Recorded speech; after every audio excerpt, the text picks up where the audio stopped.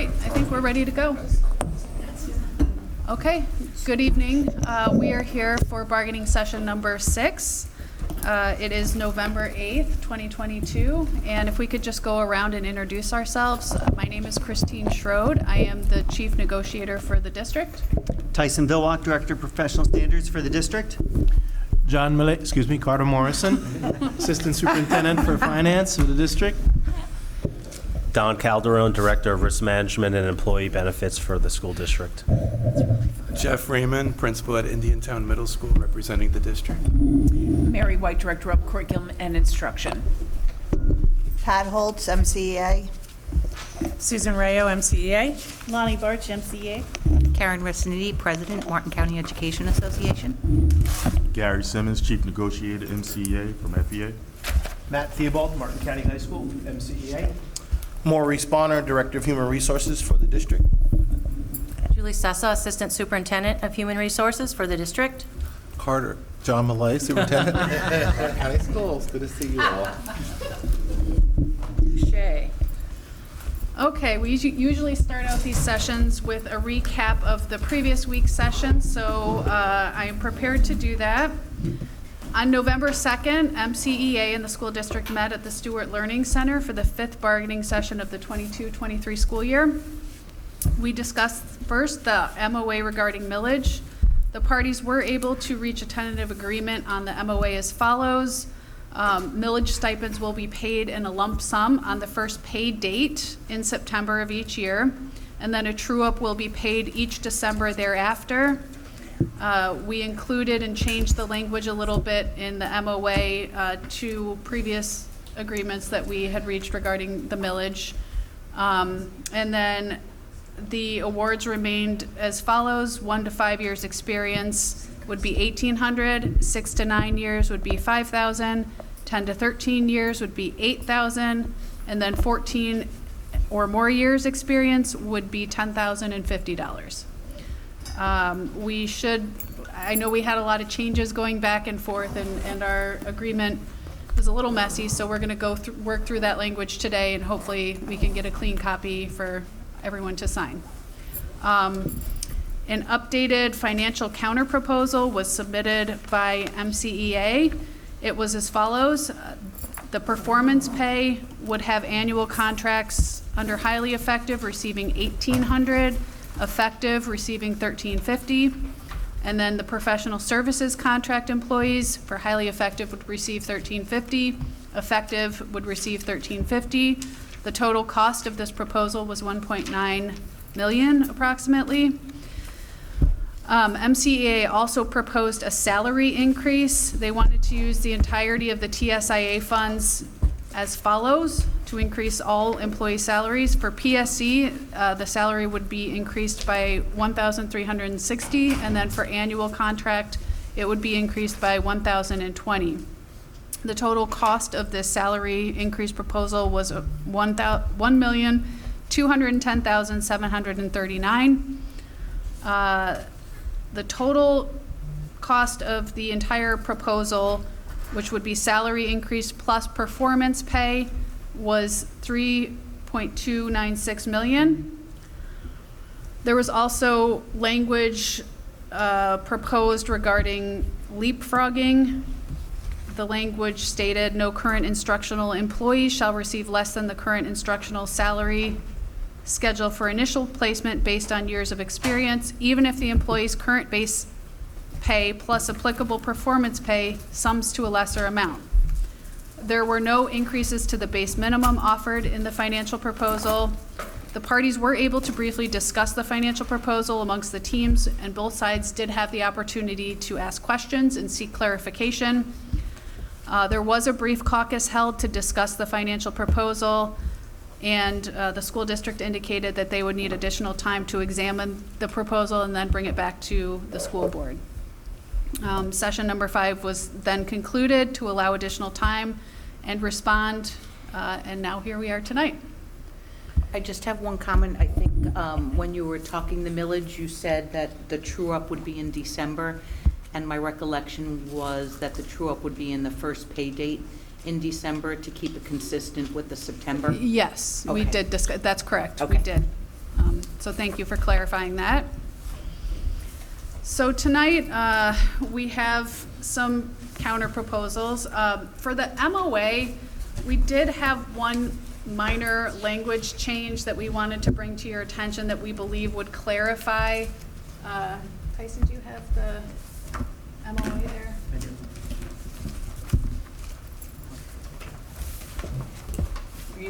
He's gonna go ahead and distribute that. So it will be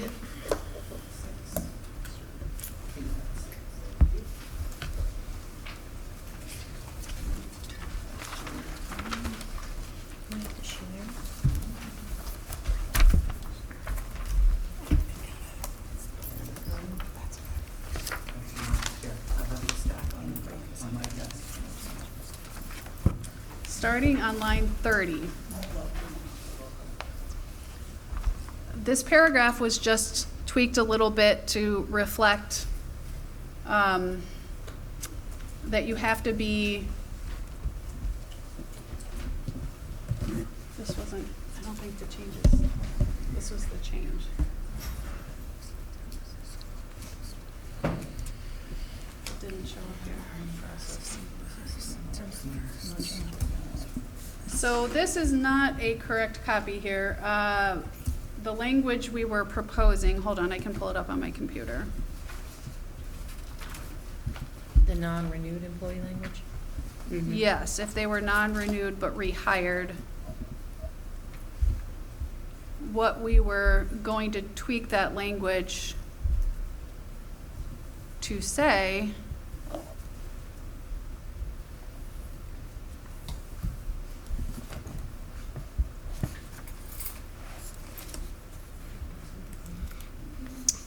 it would say, any instructional employee in the bargaining unit who is non-renewed and rehired, in parentheses, offered and accepted a position in the district, parentheses, employed, or in processing by September 1st shall be eligible for the MS award.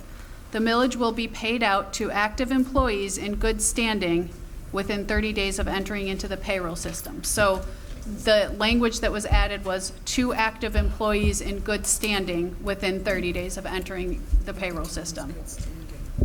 Can you give me a definition of in good standing? Not currently under investigation. Okay, so if you were to look up a definition of in good standing, it typically applies to people being part of an organization, and it means that they're up to date with their payments and with their whatever requirements it is for the job. And I bring this to your attention because a month or two ago, when we were doing the millage, I rewatched the millage negotiations from 2018, and that was brought to the attention. And when I asked Christine Hanley what the definition was of good standing, she said in good standing is that you are an employee of the district and you are, being paid. And so if the only situation where a teacher would not be in good standing by definition is if, say, they were out, and I know we've had some situations with paying back health insurance, right? Sometimes there's a major crisis and they've been out and have to pay health insurance. If they were not meeting payroll requirements with repaying their payroll, then technically that would be what in good standing would mean.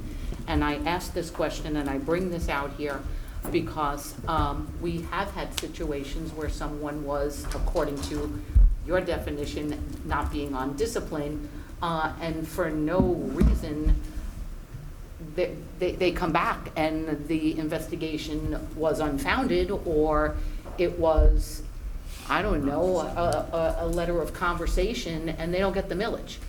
And so if that's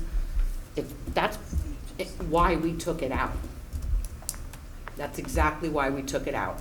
So if someone were not to return because they committed an egregious act, I agree, they should not get the millage if they found to, do something egregiously wrong. And so I'm the one who deals with these situations, and I'm the one who has to argue it and give the rationale. And I do not want to be caught up in a position where I go back and I tell them it's on the tape, and just like I did with FMLA, and it's like, well, that's not what was in writing. So how would you clarify that they can't currently be under investigation or have any discipline proceedings? The investigation portion is the problem, because all of our employees are entitled due process. An investigation is part of said due process. But just because that person is under investigation doesn't mean that that person would be found to have violated school policies or to have done whatever complaint is being levied against them. So where they're being pretty much hit financially for being a part of a process that's required by school board policy. If there's a complaint against an employee, the board policy requires that complaint to be investigated. But because that complaint is investigated, would that person disqualify from the financial rewards of the millage? That would be the unfair part. And also, I think even if that's what your intent was, it's in the wrong spot, because it kind of looks like that also has to do with the non-renewal person and not any employee. So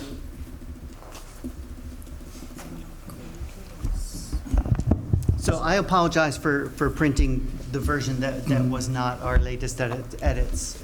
And in caucus, we can talk about the concerns that you brought up with that. Yeah, I think we can address that. Other than that, there were no changes to the MOA.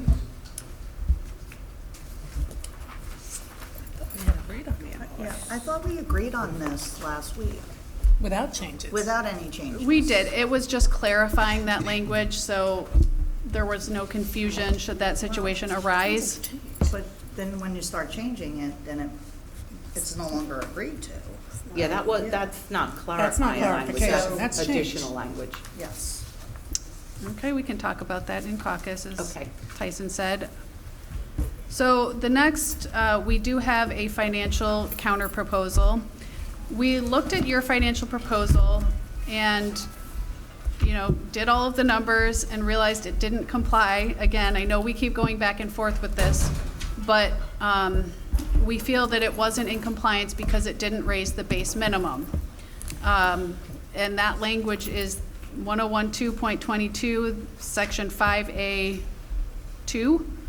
It says thereafter, the annual increase to the minimum base salary shall not be less than 75% of the largest adjustment for an employee on the grandfathered schedule. I know that you have said that you have information from other districts, and that is how they're doing it, is how you proposed it last week. But we really don't feel that that is compliant with the law, and we can't agree to a proposal that we don't feel is compliant.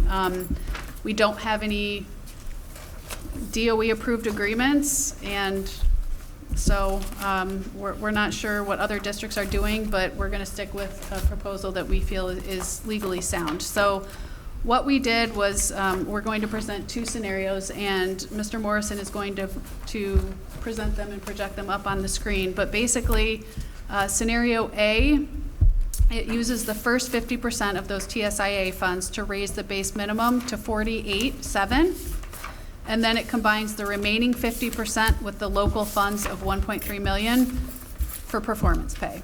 So we worked those numbers out so that they were compliant and met that 75% that is referred to in the statute. And then scenario B, it uses the first 50% to raise the base minimum to the $48,700, and then uses the remaining 50% to give a raise of $700, and then uses local funds of $1.3 million to do the performance pay. So we have handouts for that.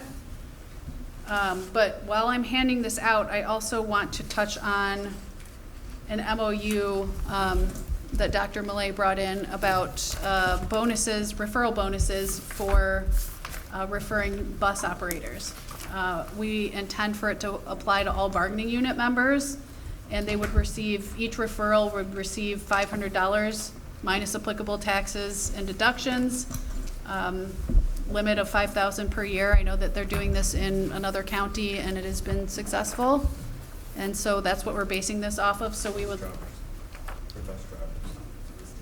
Yeah, for bus operators, bus drivers. So we would like to provide you with that information.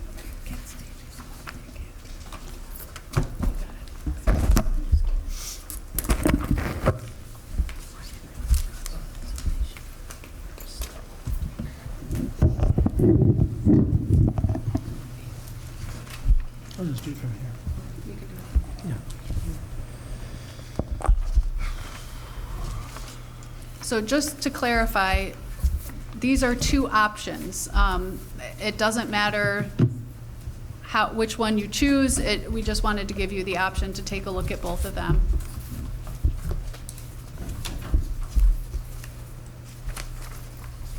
We can turn the lights on, Carter? Yeah, that's fine, 'cause I'm just going to do it from here.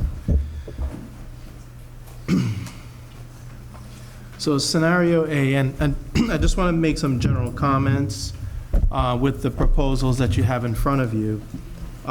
Since we received the proposal from the union at the last session, we shared that with the DOE, and from their preliminary review, the consultant that I'm working with at the DOE felt that it would not pass the TSIA as it did not raise the base minimum salary.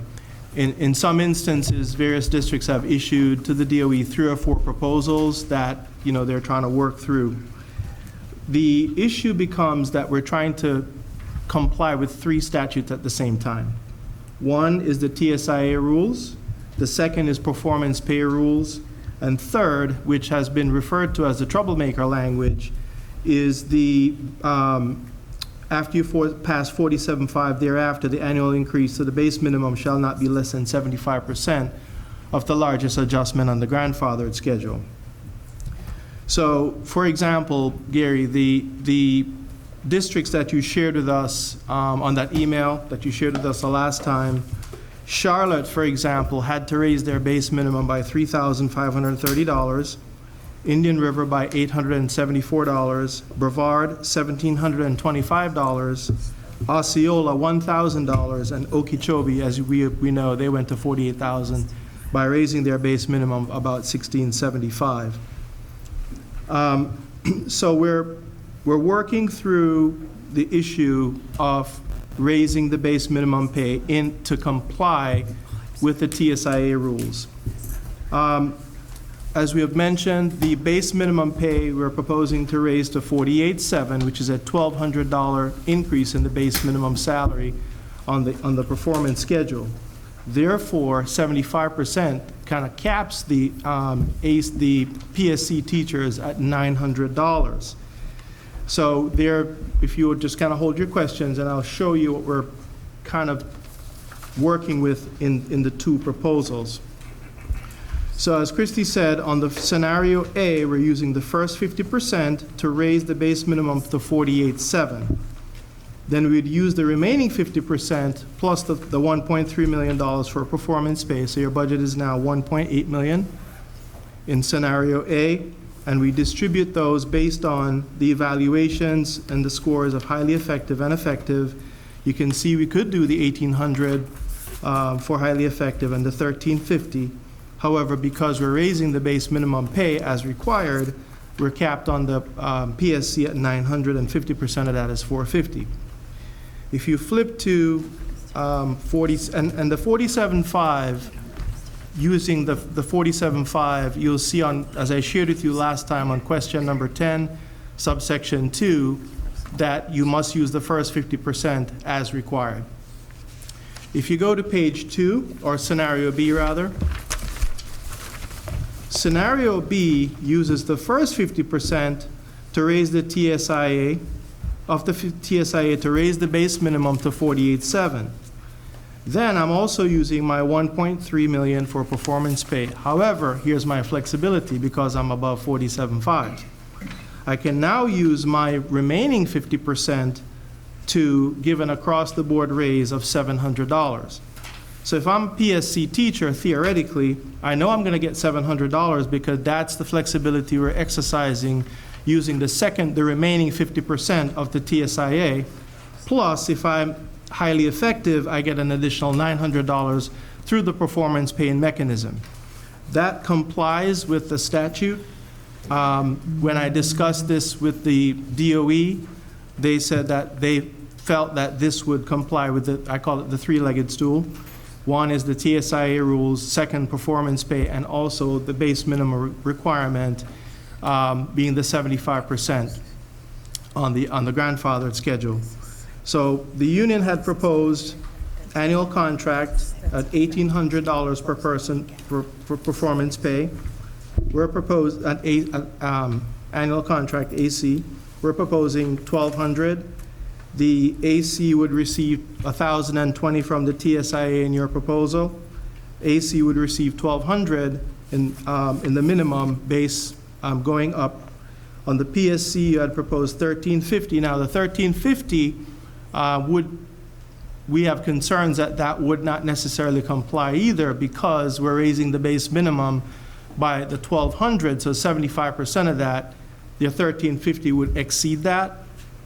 And I think we did kind of brush on that last time. And then you'd also propose $1,360 from the TSIA for your PSC folks. We are at least coming in at a $700 for the raise using my flexibility of my second 50%. So the PSC in that instance would theoretically get around $1,600. So we reviewed up this morning with the DOE, and they felt that this would be a compliant plan that satisfies all three statutes. One of the reasons why I'm able to use all of my remaining 50% to give the $700 across the board raise is that my first 50% requirement has been satisfied. My initial submission to the state used more of the first 50%. However, that was over allocating. In your proposal last time, there was obviously more going towards that. So I also believe that that would not pass the DOE's muster in order for them to release the funds. I know it's a lot of information to digest, but I'm available to answer any questions. And also, I just want to add, we have to keep in mind the millage, right? The more years of experience, you're getting significantly more money. So, I mean, we have to look at the whole package. Yeah, they look at that in Palm Beach, too. Carter, I just have one question that maybe you can explain. There's a new rule or something going on. I'm noticing that the 50%, I think it's the professional services, I guess it would be for the effective, I'm looking at the one scenario, scenario B. You've got it at 50% of the highly effective. It's significantly lower. When we used to do performance pay, we had like the $300 gaps. Now it seems we're always doing half. Do we have to do 50%? I believe it's a range. 50 to 75%. It's a very poorly worded statute, but you could, I think theoretically, you could do 75. And that's where I'm just wondering why we were we've going. opted to go to the lower end of that. If you so desire, you can give me a proposal that gives me a 75%. I believe it's a range, and again, it's a poorly worded statute. We've gone round and round and round about this several times. So Carter, what I need help identifying on the document that you provided, you was talking about the 700, and I was trying to follow you on the 700. Where do I? Oh, I don't think we gave you a handout, but I can show it on the screen. Because I would have to ultimately explain this to Jonathan, and I just want to be super clear on it. I appreciate that. So from 6A going up, you would receive a $700 raise. From 6A going up? Yes. Okay, because I think, Because everybody below 6A has already received the first 50%. All right. Because they have received the first 50%, and it amounts to a little bit over a 2% increase, then they're essentially barred from receiving another round of funding. So Carter, if a teacher on PSC is not on 6A because they got pushed back, they are barred from receiving that raise? But you would receive the minimum, you'd go to the new minimum if you didn't have an eval. If you had No, if you had an eval and you had a highly effective eval with a VAM score of a 4, So and you you're would- that recruited teacher that's been working for the district for 16 or 20 years, something like that, you might still be on 5A or 5B, and we're not addressing that problem. I'm not sure that particularly, I'm not sure what the problem is because you're moving up the schedule and getting more money. So if, let's say you're a PSC teacher, right? And you don't have an eval, but you're gonna get, excuse me. But if you have an eval. But you have an eval, but even after your eval, you're still under the minimum, we're gonna adjust you to the minimum. So let's say you're at 45, So a 47.5. 16-year teacher or an 18-year teacher or a 20-year teacher is making the same thing as a first-year teacher. I'm sorry, let me. Because that's what you're telling me. They're making that's the problem that we've been trying to address. We tried to address it with the millage. We're trying to address it with our proposals, and I understand there is a law, but there has to be a way to address that you have many teachers that are getting bypassed and being left behind. Quite honestly with you, of course, we don't make the rules, we follow them. And when the legislature passed performance pay in Senate Bill 736, I believe was passed in 2011, but effective 2014, it was their intention for annual contract teachers to make more money than PSC. We don't make the rules. I have tried every single which way working with the DOE on how we can do this, but we have 3 statutes that we have to comply with.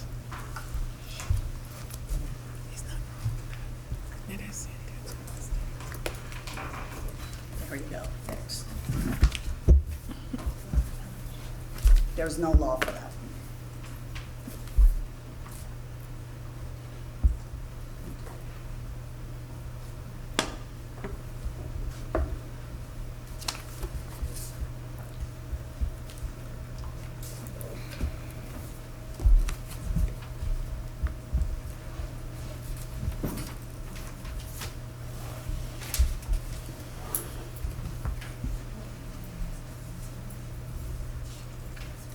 Nobody wants to touch the whole thing.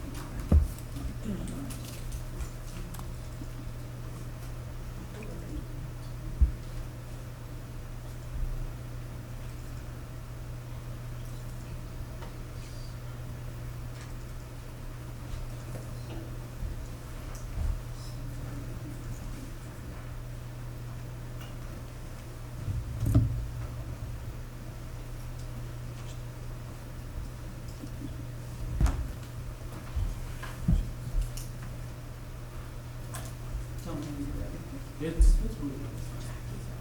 No, but you can see all the spreadsheets that I have.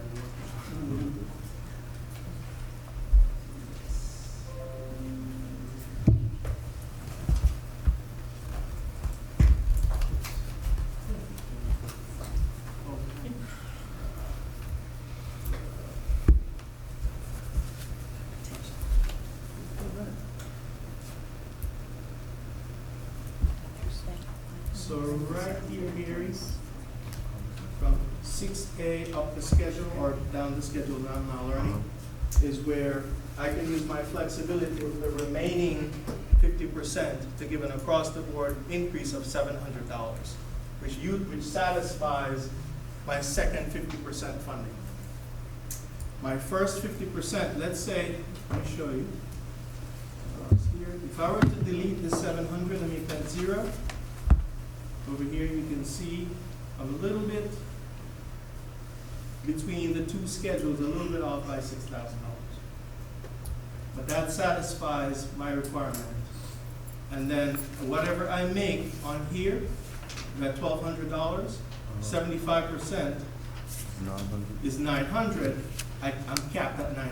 Right. and they require that I must raise the base minimum pay. Every district on the list that you gave me, they said, yep, we see where they're raising the base minimum.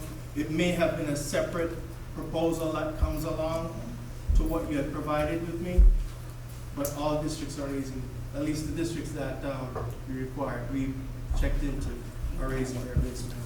But Do you want me Carter, to send this to you? I just have a question, because this takes a long time for me to digest, but if teachers are getting an increase on step one, for example, right, between TSIA and pay for performance, aren't we in fact then raising the base pay? Like, didn't we do that with our proposal, raising the base? Yeah, I don't- 1020. Our base proposal increased So, the minimum by 1020. I don't recall that, but when you do performance pay, you move people up the schedule. You don't change the cells on the schedule to raise the base minimum. So in other words, if I'm at 1A, I may move up to a, Correct, but. but you don't change the actual cells in terms of the base minimum. So your base minimum in your proposal still kept us at 47.5. The document that you shared with us from the other school district, it actually said on there, base pay would have been 47,709, but evidently, I don't know between that document and what the DOE received, if there was any changes made. So you're talking about a placement schedule then? That I'm talking you're about- increasing the entry pay? Yeah, the Which would be a new 47.5 now hire. in ours goes to 48.7, yes. Right, so that would be the new hires? That would be the new base minimum, correct. Okay. So, what I was under the impression that what we were doing with respect to the proposal that we submitted last week, after last year's negotiations, we were at 47.5 as a minimum base salary, right? Yes. And what we proposed was to add 1,020 to the annual contracts and 1,360 to the PSCs. So with our proposal, I was under the impression that you understood we was trying to raise the base to 48,520. How is that not so if the TSIA allocation was, we just reversed it? So if this was using your numbers, then the annual contract folks would have received 900 and the PSCs would have received 1,200 based on numbers on your proposal. All we did was reverse the numbers. So how is it that we reverse the numbers and we're not increasing the base? I haven't seen where you increased the base on this, Gary. What you've said is that divide the money amongst your bargaining unit members in the following fashion. Give your PSC grandfather $1,360 and that moves them up the schedule. I don't see where it's increasing the base pay or changing the cells. With the I don't see where So what is that 1020 doing in our the same proposal? thing. It would move people up the schedule and give them a raise, but it would not change the cells on the schedule. I don't see in your proposal where it says you are going to raise the base minimum to 48,520. If I missed that, please accept my apologies, but I don't see that in your proposal. Well, so let's back up a little bit, right? So the district's initial counter proposal is very similar to what we have up on the board with 1,200 and 900. What we were proposing was to reverse it because the 1,200, the larger amount of the TSIA allocation, was being distributed to the annual contract employees. Through performance pay, which is required by law. AC have to get more than PSC. But that was not what you were doing with TSIA. So what your proposal was for performance was 9 and 6 Right. and then 6 and 3. 3, Right. using performance pay. But then the TSIA money was different. The TSIA. But the TSIA money was always raising the base minimum in our proposal to 48.7. That never changed. All we're doing is using the second 50% to give an across-the-board raise instead of combining it with the local dollars for performance pay. Remember, the first submittal that I made to the DOE, which I didn't share with you because they said no, it wouldn't work, was raising the base minimum and then doing a $900 up the schedule. But they said I over-allocated, so I had to reverse course. We're still using the flexibility that we have with the remaining 50%.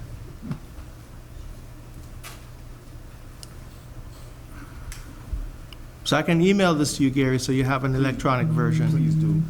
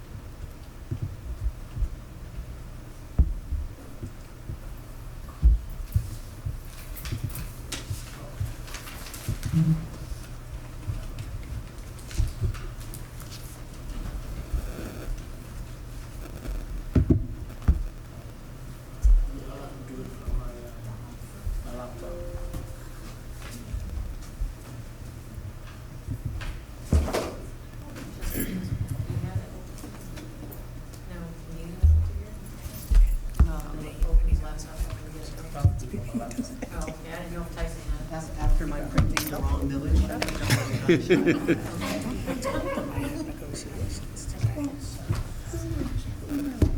Tyson, maybe you need that pink blazer. I do need that pink blazer.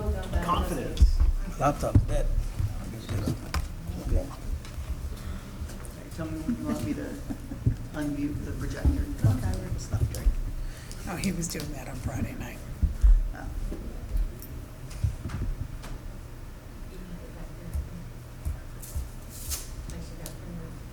It's not working again.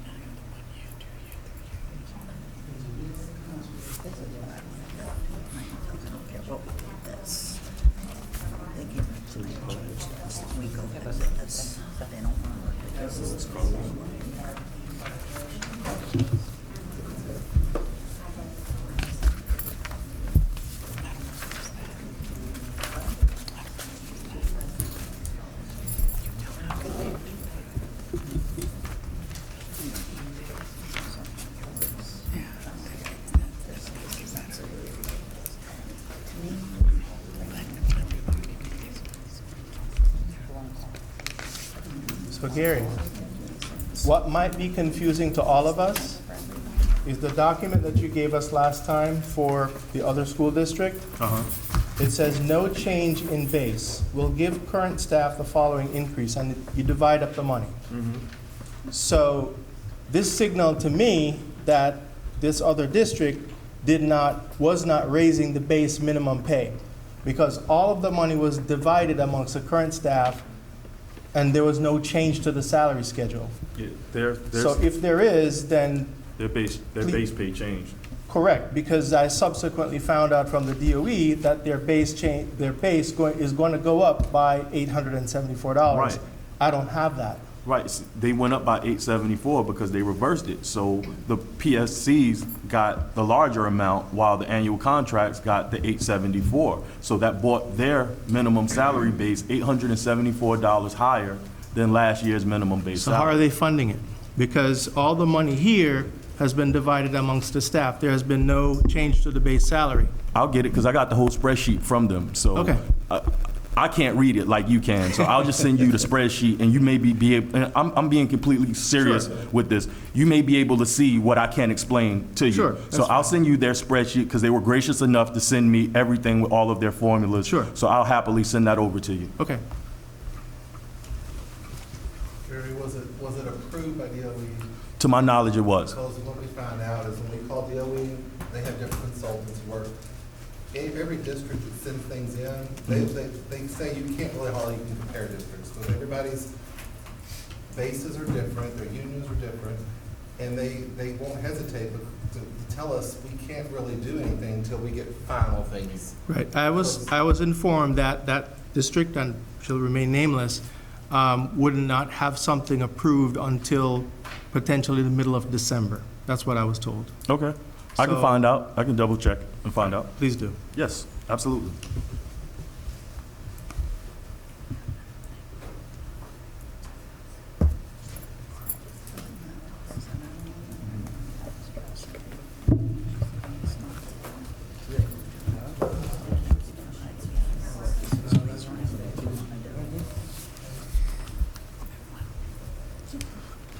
Can we have an opportunity to take a brief caucus, please?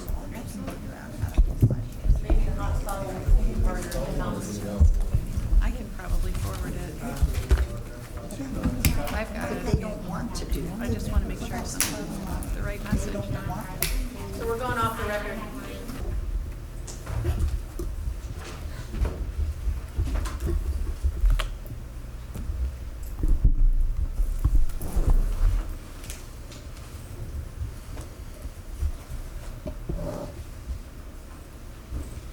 So we had an opportunity to review the proposals that was presented by the school district.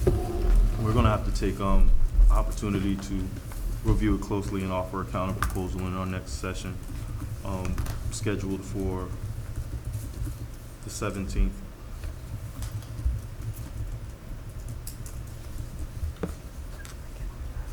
And that's as well with the taking a look at the referral language as well for the bus referrals. Question for the bus referrals, have you guys secured the signature from ASME yet? No. Okay. We're getting ready to present it. Actually, I emailed it to you and Lisa today, Okay. right before the meeting. Oh, okay. This is something we wanted to get it in your hands. Okay. So we'll just take an opportunity to review that as well as It's been signed, so you'll know that's been signed. Palm Beach County is using that nearly identical, that. So we're following those. Okay. For the bus drivers? Okay. But it would be open to all employees who could refer someone. And if I refer you as my friend, and you go to apply, and you take the job, and you list me as the referral, I would get that, if I'm an employee. So Right. It could be any one employee. They'll Right. help us find bus drivers, because we're about 15 full-time short. How many are you short? 13. 13? We're short 7 full-time, 6 full-time sub-drivers. So a full-time sub-driver is really a full-time driver. We used to always have full-time subs that they came, they were paid just like regular employees. Mm-hmm. They just never know the route they're going to get. So we're 7 regular routes short, plus our 6. We've never been able to secure those since COVID. We've got up to filling up to our whole fleet, the regular routes, within one maybe, within one, you take 2 steps forward, 3 steps back. Right. And How many teacher vacancies do we have currently? approximately 20, if you count. Now, You there have like could- 10, it Jeff, could- don't you? At your school have Well, 10 vacancies? It could, and I'm talking, I'll qualify, that's going to be front-facing with kids. There's different people that might be under that qualifications, but at one point it was 25, and then it's 20. So we have 2 or 3 schools that are more concentrated, but it could have crept up those numbers when I looked last week close at it. So about 20, front-facing. I would say 25 is a safer number. But that does not mean, I'm not talking about special education teachers either when I say that. I'm only talking about a 4th grade teacher, a high school math, right? So, Okay, yeah. How many? It's not an interventionist necessarily either. It's right, just right. a- Classroom teachers. Okay. Not a counselor, not special ed. Just curious with, I didn't even have the opportunity to look it over, what would happen, like, so I find a bus driver for you, standing out, holding up signs like they do, you know, to get people that work in the jewelry store, and I get a bus driver. You hire the bus driver. When does the person get their money? It's all in the MOU? Yeah, right, there's a little And they have to and stay then a there's certain the amount of time? advertisement, Okay. And then there's a page that says frequently asked questions. So that would be on that one page, and it'll Okay. say, when they complete their training, so if it takes them 3 weeks to do the training, once they work for 30 days, Mm-hmm, then that person gets their pay. okay. If they leave us before then, or they don't finish, they're gone. I mean, you wouldn't get that, but, so they have to complete training and be working for 30 days. Okay.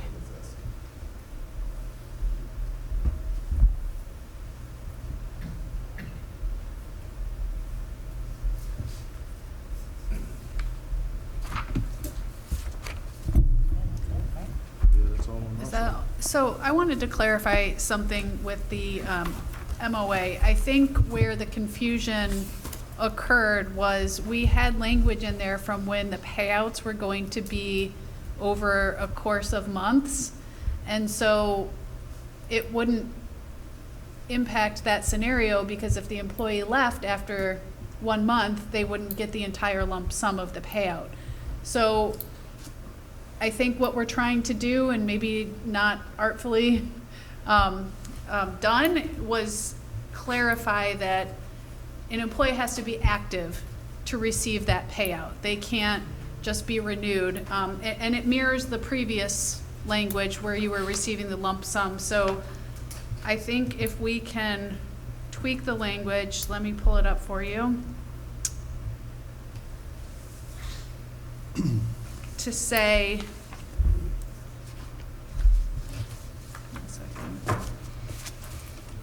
We were just prepared to sign off on this tonight.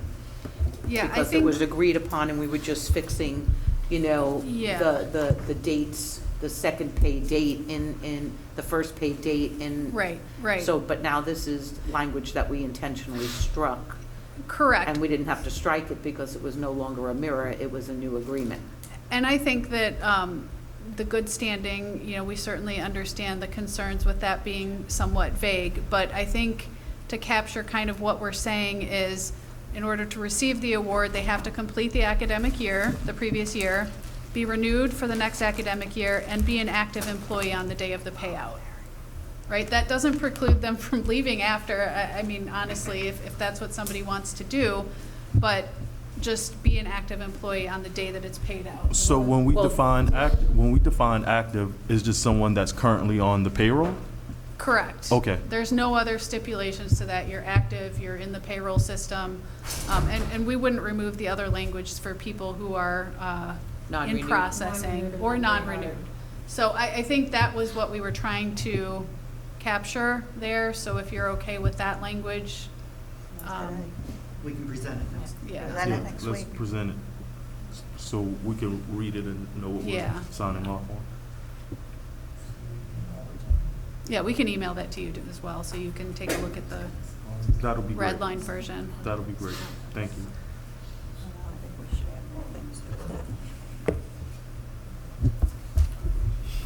Anything else? No, no, good. All right, everyone stay safe. You do the same. All right, we'll see you Travel next back week. tonight? Thank you for the Travel back? sandwiches, Karen. You're welcome. Drive safely. Thank you, yeah, it was. West Palm, I only have a 45-minute ride.